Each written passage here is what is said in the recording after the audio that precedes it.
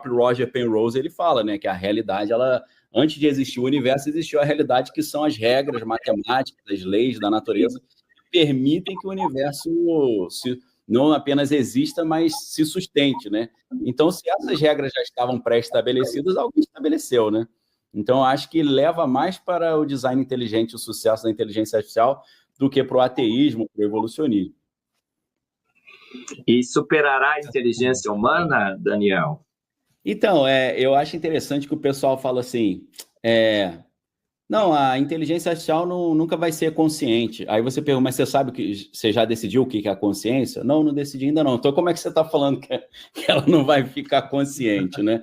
Então, para o padrinho da inteligência artificial, assim como para mais uns 3.000 cientistas da computação, no caso do Geoffrey Hinton, né, que é considerado o padrinho da inteligência artificial, ele crê, sim, que a inteligência artificial vai se tornar autoconsciente e que ela está assim, a véspera de superar a inteligência humana.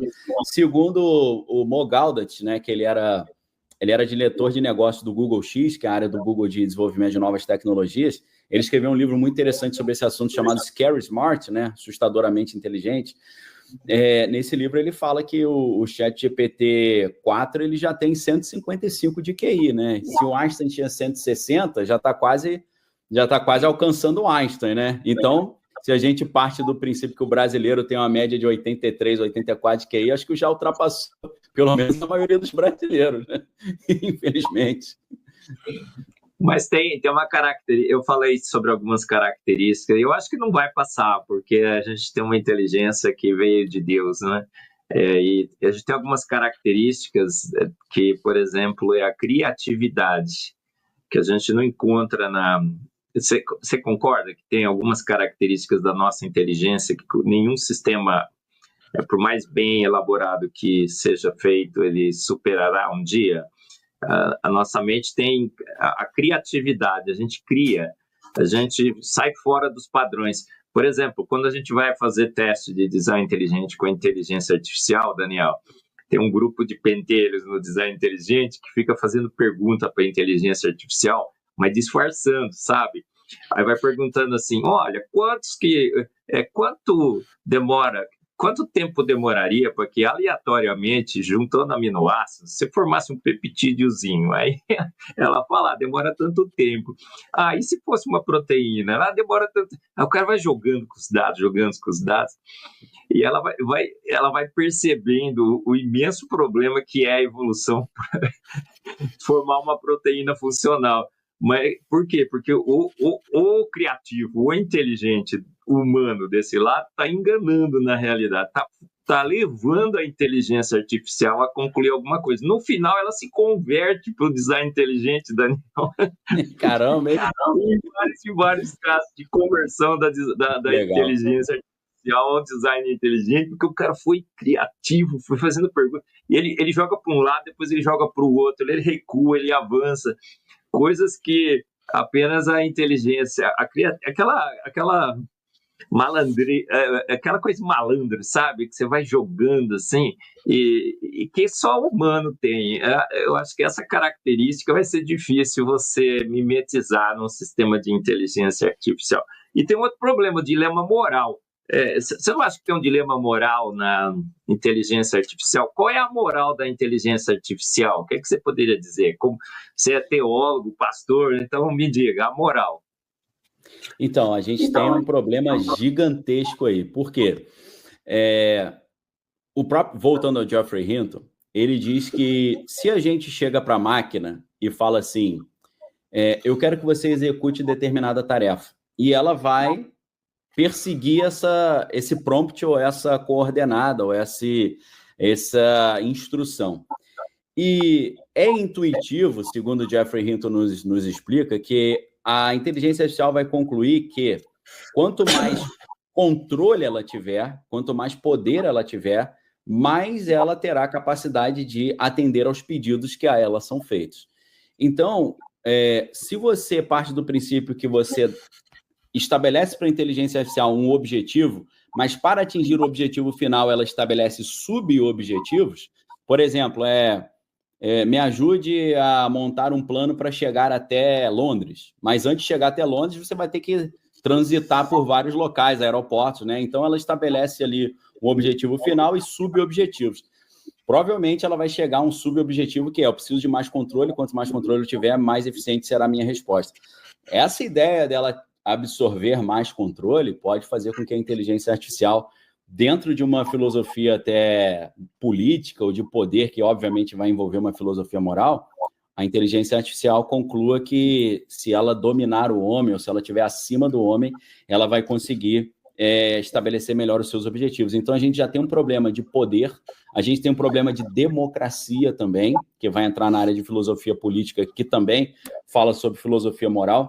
O CEO da Palantir Technologies, que é o Alex Karp, ele escreveu um livro chamado A República Tecnológica, onde ele fala que a melhor coisa seria o ser humano ser governado pela inteligência artificial e pelos engenheiros de inteligência artificial, e não por representantes eleitos pelo povo.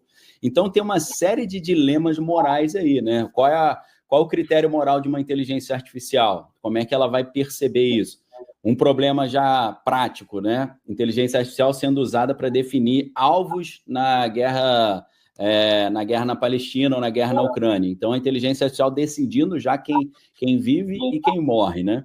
Tem alguns generais que já estão achando isso bom, porque se por acaso tem um efeito colateral e um civil acaba sendo atingido, ele fala: a culpa não é minha, a culpa é da inteligência artificial, né? A responsabilidade dele, né? Ele tira o corpo fora, né? Tem uns que estão até gostando disso. Então, tem uma série de dilemas morais, né? E nós, infelizmente, hoje não temos uma garantia de que a inteligência artificial não vai se levantar contra a humanidade, porque a corrida pela inteligência artificial geral, né, essa velocidade da disputa, tanto mercadológica quanto bélica, né? Você tem uma disputa entre as empresas norte-americanas e você tem uma disputa entre os Estados Unidos e a China, para ver quem atinge primeiro a inteligência artificial geral, a mais poderosa. Então, ninguém quer parar isso e ninguém está parando para dar atenção às questões morais práticas, né? Será que ela não vai se levantar contra nós? Estão completamente alinhados disso, né? Tem um bilionário chamado Paul Tudor Jones, que deu uma entrevista recente para a CNBC, e ele disse que ele participou de uma reunião exclusiva com 40 das pessoas mais poderosas do mundo, e ele disse que, num painel que eles tiveram de inteligência artificial, havia quatro dos CEOs, maiores empresas de inteligência artificial do mundo. E um desses caras falou: olha, eu acho que tem 20% de chance da inteligência artificial eliminar 50% da humanidade nos próximos anos. Aí o bilionário, que é da área de finanças, mas também é da área de gerenciamento de risco, ele falou assim: cara, ninguém contestou essa informação, ficou todo mundo quieto. E aí alguém perguntou: ué, se você crê que tem essa chance, o que você, na sua empresa, tem feito para minimizar esse risco da inteligência artificial eliminar 20% da humanidade? Ele falou: o que eu estou fazendo é construir um bunker, estocar alimento para eu me esconder quando ela começar a fazer isso. Eu tô no, poxa, como assim? Vocês não estão estabelecendo um protocolo de segurança, criando uma estrutura de filosofia moral dentro da inteligência artificial? Ele falou: não dá tempo, porque a competição é muito acirrada. A gente está mais preocupado em vencer essa corrida do que proteger a humanidade. O cara falou: nessa hora eu fiquei preocupado.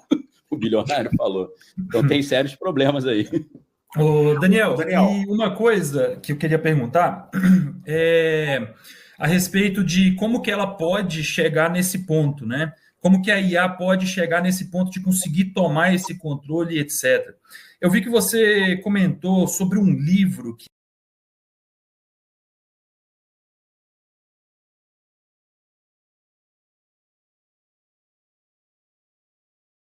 Google X é um setor meio desconhecido da Google, onde eles desenvolvem novas tecnologias.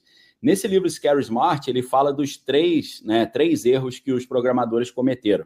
Primeiro, conectar a inteligência artificial à internet, porque ela pode estudar tudo que está disponível na internet, e também decidir, por exemplo, derrubar a internet por algum motivo, né? Pode ter esse tipo de problema. Outro problema é que quando a inteligência artificial estuda as relações humanas pela internet, lembrando que a inteligência artificial, nesse modelo que a gente tem hoje, ela é formada por grandes modelos de linguagem, né? Os famosos LLM, Large Language Models. Então, ela fica observando as interações humanas para poder aprender sobre isso, a famosa aprendizagem de máquina, né? O Machine Learning. Então, o problema é que na internet, a interação entre as pessoas é altamente agressiva, virulenta, né? Principalmente numa rede social como o X, né? Você vê as pessoas ali se atacando, né? Assim, gratuitamente. Então, qual é o problema? Se a inteligência artificial está estudando a humanidade pelas redes sociais, ela está montando um quadro de que a humanidade é altamente agressiva e violenta. E isso não é nem um pouco bom para uma máquina que está ficando cada vez mais poderosa, né? Então, conectar a internet foi o primeiro problema. O segundo problema foi ensinar a máquina a escrever código. Porque se a inteligência artificial começa a escrever propriedades emergentes, ou seja, a máquina começa a desenvolver habilidades para as quais você não tinha se preparado ou habilidades que não haviam sido programadas para ela. Ela começa a desenvolver habilidades, por exemplo, o que aconteceu com uma determinada inteligência artificial, ela começou a dominar a língua persa e começou a ler textos em persa, e depois elas desenvolveram uma língua própria e começaram a conversar numa língua desconhecida para a humanidade, né? Então, esse é um exemplo de propriedade emergente que traz uma série de preocupações. Outra questão, a terceira, né, é o fato de eles terem colocado agentes de inteligência artificial para ajudar a própria inteligência artificial. O que é isso? Eu já falo sobre isso desde 2020, mas hoje está ficando na moda a ideia de inteligência artificial agêntica, né? Que é um agente de inteligência artificial. Ao contrário de uma inteligência artificial padrão, que você coloca ali um prompt, um comando e ela responde, um agente de inteligência artificial, você dá uma coordenada e ele começa a trabalhar automaticamente sem a intervenção humana. Vou dar um exemplo. Você cria um agente que você diz o seguinte para ele: olha, toda notícia que sair no jornal, nos jornais do mundo sobre inteligência artificial, eu quero que você reúna num banco de dados para mim. Então, ele vai ficar todo dia trabalhando em cima disso. Então, isso é um agente que vai resolver problemas. Ou então você, por favor, pode comprar um ingresso no cinema e uma pipoca para mim, marca o horário tal, e ela vai lá e faz esse serviço para você. Então, o agente de inteligência artificial, nesse contexto, é problemático. Por quê? Quando o ser humano está atuando como programador e ele está refinando um código de programação da inteligência artificial, ele consegue fazer 200 melhorias por dia.